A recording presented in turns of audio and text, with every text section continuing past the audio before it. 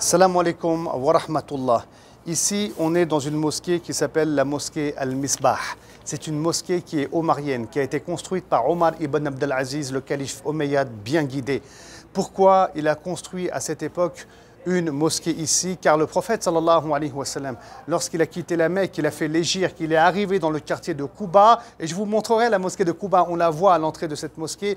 Ici, il a prié la prière du Subh, le prophète Mohammed sallallahu alayhi wa sallam. Et en ce lieu-là aussi, il y avait une famille qui vivait. Et on avait un compagnon qui était malade, il s'appelle Talha ibn al-Barra. Et le prophète sallallahu alayhi wa sallam, il est venu ici, il a rendu visite à ce malade et nous a rappelé du coup la sunna à suivre, la visite des malades.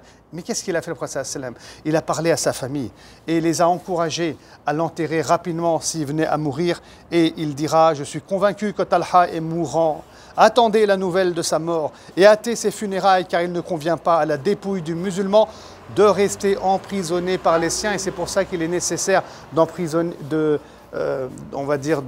d'enterrer rapidement le défunt.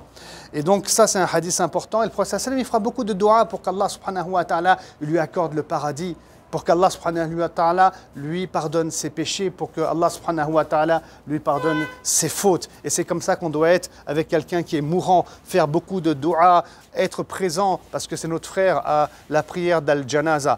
Et voilà, donc là, c'est la cour de cette petite mosquée, comme on l'observe actuellement. Donc on va sortir, Inch'Allah ta'ala, ensemble, et on va pouvoir voir aussi la mosquée de Quba, qui est pas loin. Super belle rénovation qui a été faite, comme vous le remarquez ici, par l'Arabie Saoudite.